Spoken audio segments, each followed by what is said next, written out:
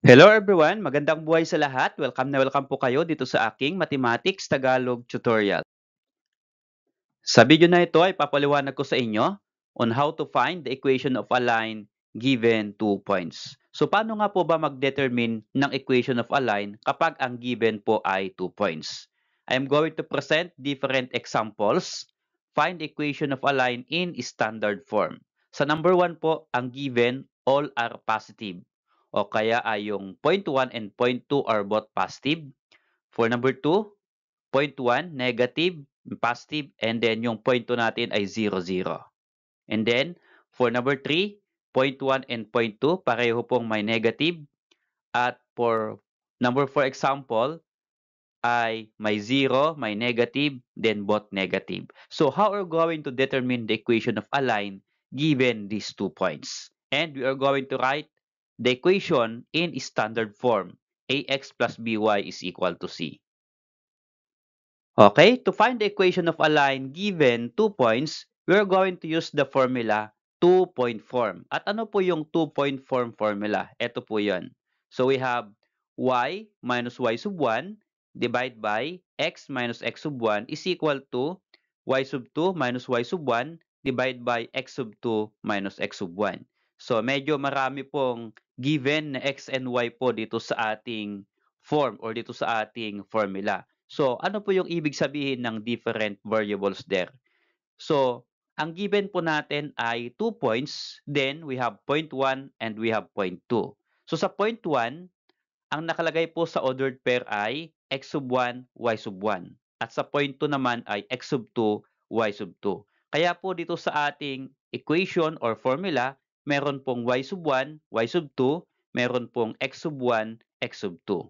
At meron pong x at y na wala pong 1 at 2, ibig sabihin, ito po yung matitira na variable sa gagawin nating equation. Okay, so how are we going to use that formula in determining the equation of a line? Okay, so let's have an examples. Number 1 example. Find the equation of the line in standard form passing through points 2, 5, and 3, 6. Okay, so yung question ko po ay inilagay ko po in a form of sentence. So para hindi po kayo manibago, kapag may quiz po kayo or performance task, so usually po ginagamitan po namin ng sentence. So ito po yung usually na ginagamit namin na question. Okay? Find the equation of the line in standard form passing through points 2, 5, and 3, 6. Mean to say, ang given po sa question ay 2 points. Now, we're going to write the given. So, gawin po natin yung point 1, yung first number 2, 5, at yung point 2 natin, yung second ordered pair 3, 6. But actually, kahit magkabaliktad, pwede pong itong 3, 6 ay point 1 at ito pong 2, 5 ay point 2. Okay lang po yan. Kahit saan po yung point 1 at point 2. Okay? But be sure po na kapag point 1, ang first number ay x sub 1, ang second number ay y sub 1. At sa point 2, ang first number ay x sub 2 at yung second number ay y sub 2. So, ganyan po dapat. Okay? We are going to use that given 2 points in determining the equation of a line. And we're going to write that equation of a line in standard form. Okay, so ito po yung ating formula. Okay, we are going to substitute the given. Okay, so ganito po yon. So, una po dito, y minus y sub 1. So, actually, y, wala pong y dyan. So, remain po yung y. Again, ito po yung magiging variable po sa ating equation. So, y minus y sub 1. Ang y sub 1 po ay 5, kaya y minus 5. Okay? Divide by, ito po yon, x minus x sub 1. So, yung x po ay remain din for variable x minus, ang x sub 1 po ay 2, kaya x minus 2. Then, copy, equal sign, y sub 2 minus y sub 1 sa numerator. So, ang y sub 2 po ay 6 at ang y sub 1 po ay 5. Kaya ito po ay 6 minus 5. Okay, this one, 6 minus 5.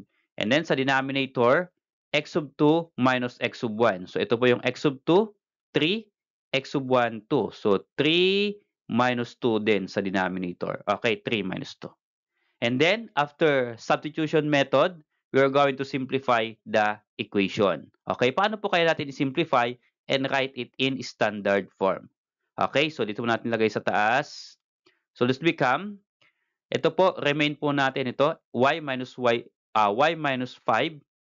then divide by x minus 2. Okay, is equal to, ito pong 6 minus 5, pwede na pong i-simplify, that is equal to 1, and 3 minus 2 is equal to 1 also. So 1 over 1, ito po yun, 1 over 1. Okay, so next there, after ma-simplify natin ay cross multiplication method. So cross multiply, pag ganyan po yan. So multiply 1 times y minus 5. Okay, ganito po yan. So let's become 1 times y minus 5. Okay, this one. Since ang i-multiply natin sa 1 ay binomial, again, lalagyan po natin ng close and open parenthesis. Okay? Is equal to 1 times x minus 2. Okay, so this one. 1 times x minus 2. Okay. And then next po ay simplify by distributive property. So let's become 1 times y is y and 1 times 5 is 5. Okay, kaya 1 minus 5 is equal to 1 times x is x and then 1 times 2 is 2. So minus, kaya minus po yan. And then, i-arrange po natin in standard form. So dapat yung x po ay nasa unahan kasi ax. So dapat yung, ito pong term na may x nasa unahan. So this become positive x. If you move to other side of equation, change the sign. So positive x will become negative x. Okay? And then, sabi niya, ax plus by. So, dapat ang kasunod po ay y. Ito po yung y. Since ito po ay positive y, then kapag dinugtong po natin dito, plus y. Okay? Is equal to, kapag na-remove po natin yung x, bilugan ko po dito. Kapag na-remove natin yung x dito, at na-move natin doon, ito nga po yun. Ang may tira po dito ay minus 2. Kaya iyan po ay negative 2. Okay? At ito naman pong minus 5, i-move natin sa right side, isasama natin sa 2 kasi pareho po silang C or constant. Okay? Minus 5, i-move natin sa right ng equal sign, change the sign, that will become plus 5. Kaya plus 5 po siya dito. And then, add natin, what is negative 2 plus 5? That is positive 3. And then, copy lang po natin ito, negative x plus y. Since yung ating pong first term ay negative, dapat ang first term po natin dito ay positive. So, change all the sign of the terms. So, from negative to positive x plus y minus y, and then positive 3, negative 3. So, wala na po yung negative sign sa first term natin. Then, that will be your equation. Okay? X minus y is equal to negative 3. So, to answer in sentence, thus the equation of the line is x minus y is equal to negative 3. Okay, for number 2 example, find the equation of the line in standard form passing through points negative 3, 4, and 0, 0. So again, minsan po, ang banggit po sa 0, 0 ay point of origin. Okay, so here, we're going to write the 2 points. Point 1, gawin po natin na point 1, yung negative 3, 4. At yung point 2 po natin ay 0, 0. So again, pwede pong magkabaliktad. So pwede pong point 1 itong 0, 0. Pwede pong point 2 naman itong negative 3 and 4. So okay lang po yon. But before getting the value of x and y, dapat mag-set po kayo na kapag ito ay point 1, so yung first number ay x sub 1, second number ay y sub 1. For point 2, first number ay x sub 2, second number ay y sub 2. Okay? And then substitute it to the given formula. Okay, so to substitute, this will become y minus y sub 1. Okay? Y minus y sub 1 is 4, kaya y minus 4. Then sa denominator naman, x minus x sub 1. So ang x sub 1 po ay negative 3. So this will become x minus negative 3. Okay? So x minus, and then x sub 1 ay negative 3 is equal to y sub 2 minus y sub 1. So ang y sub 2 po ay 0, ang y sub 1 po ay 4. So 0 minus 4. Okay, ito po yan. 0 minus 4. Okay? And then sa denominator, x sub 2 minus x sub 1. Ito po yung x sub 2, ito po yung x sub 1. Okay? So x sub 2 is 0, x sub 1 negative 3. So 0 minus negative 3. So ito po yun. 0 minus negative 3. And then simplify. So, pag sinimplify natin, ganito po yon, y minus 4, okay, just copy, x minus negative 3. So kapag ganito pong minus negative, magiging plus po ito. So magiging x plus 3. So ito po yan. Okay? Is equal to 0 minus 4 is negative 4 and 0 minus negative 3. So again, minus and negative magiging plus. So 0 plus 3 is equal to 3. Okay? After that, kapag na-simplify na natin to, cross multiply. So unahin natin ito, 3 times y minus 4. Okay? So this become, okay, ganito po yon, 3 times y minus 4. Yung y minus 4 po ay binomial, kaya lalagyan po natin ng close and open parenthesis. So 3 times y minus 4 is equal to, ito naman pong pair, negative 4 times x plus 3. Okay, this one. Okay? So next po, simplify by distributive property. So this will become 3 times y is 3y, then minus 3 times 4 is 12. Okay, kaya minus 12 is equal to negative 4 times x is negative 4x. And then negative 4 times 3 is negative 12. Kaya minus 12 na po siya. Hindi po siya plus 12. Okay? Kung ano po yung sign ng product, yun po yung magiging operation. So negative 4 times 3 is negative 12. Kaya minus 12 po yan. Okay? So wala na po yung ating parenthesis. Now, we are going to rearrange right in standard form. So, dapat yung x po ay nasa first term. So, gawin natin, move natin yung negative 4x. So, magiging change sa sign, positive 4x. And then, add po natin yung 3y. Since ito po ay positive 3y, kaya plus 3y is equal to, okay, ito pong negative 4x, pag minove po natin, ang matitira po dito ay minus 12. Ito po ay negative 12. So, ito pong negative 12. And then, ito pong minus 12, i-move natin sa right side. So, negative will become positive or minus will become plus here. Okay? Kaya plus 12 po siya dito. So, add natin. So, this become, copy, 4x plus 3y is equal to negative 12 plus 12 is 0. Okay, so positive po yung ating first term, then that is now your equation of the line. Okay, so the equation of the line is 4x plus 3y equal to 0. Or, answer in sentence, thus the equation of the line is 4x plus 3y equal to 0.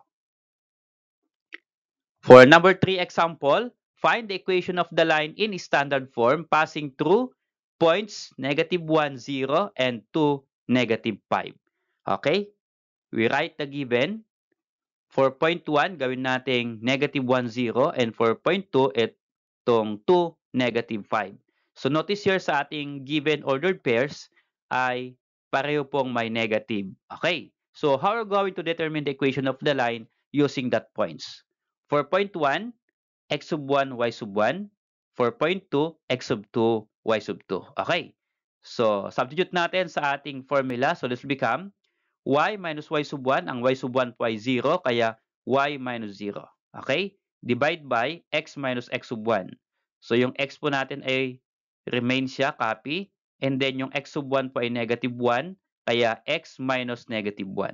Okay? Copy, equal sign. Numerator dito, y sub 2 minus y sub 1. Y sub 2 is negative 5, y sub 1 is 0. So negative 5 minus 0. Okay, ito po yun. And then denominator, x sub 2 minus x sub 1. Ang x sub 2 po ay 2. Ang x sub 1 ay negative 1. So 2 minus negative 1. So ito po yun. 2 minus negative 1. Okay? Simplify po natin. This will become y minus 0 is y. Okay? And then x minus negative 1. So minus and negative will become plus. So x plus 1 na po yan. Okay, ito po yan. And then, dito sa right side ng equal sign, negative 5 minus 0 is negative 5. At sa denominator, 2 minus negative 1, again, minus at negative magiging plus. So, 2 plus 1 is equal to 3. Okay? After po natin ma-simplify, okay, next po natin, cross multiplication. Okay, so let's become, multiply natin pag ganon. 3 times y is 3y, or 3 times y here is equal to negative 5 times x plus 1. Okay, this one. Then simplify, 3y times, or 3 times y is 3y, equal to distributive property, negative 5 times x is negative 5x, then negative 5 times 1 is negative 5. So, ang magiging operation po niya, since negative 5, magiging minus 5. Okay? We have now 3y is equal to negative 5x minus 5. So, dapat po sa Standard form, dapat nauna yung x. So, i-move natin yung negative 5x. So, negative, move natin sa left side, change the sign, positive. So, positive 5x. Then, add natin itong 3y. So, positive 3y kaya plus 3y is equal to, pag tanggal po natin yung negative 5x, ang matitira po dito ay minus 5 kaya yun po ay negative 5. Since yung ating pong first term ay positive, yan na po yung ating equation of the line. Okay? 5x plus 3y equal to negative 5. In sentence, thus the equation of the line is 5x plus 3y is equal to negative 5. Okay, number 4. Find the equation of the line in standard form passing through points 0, negative 6, and negative 1, negative 5. Okay. So, paano po i-determine yung equation niyan? So, gawin po natin na yung 0, negative 6.1 at negative 1, negative 5 is 0.2. Okay? For 0.1, x sub 1, y sub 1. For 0.2, x sub 2, y sub 2. Okay? Then, substitute natin sa ating formula. So, y minus y sub 1. Y sub 1 is negative 6. So, y minus negative 6 divide by x minus x sub 1. Ang x sub 1 po ay 0. So, x minus 0. Okay, ito na po yan. Then, copy equal sign. Y sub 2 minus y sub 1. Y sub 2 is negative 5. Y sub 1 is negative 6. So, negative 5 minus negative 6. Ito po yun. And then, sa denominator, x sub 2 minus x sub 1. X sub 2 is negative 1. And then, x sub 1 is 0. So, negative 1 minus 0. Okay, ito po yan. And then, simplify natin. So, this will become y minus negative 6. So, again, minus negative magiging plus. So, y plus 6. Ito na po yan. Divide by x minus 0 is x. Then, equal to negative 5 minus negative 6. Again, minus negative will become plus. So, lagyan ko po ng plus. So, magiging negative 5 plus 6 is equal to positive 1. Okay? Divide by negative 1 minus 0. So, pag tinanggal yung minus 0, magiging negative 1. Okay, so na-simplify na po natin yung right ng equal sign. Then, we simplify by this cross multiplication.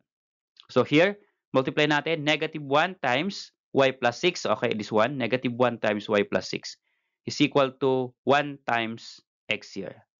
Okay, by distributive property, so this become negative 1 times y is negative 1y. Then, negative 1 times 6 is negative 6. So, magiging minus 6 na po siya, hindi siya plus 6. Okay?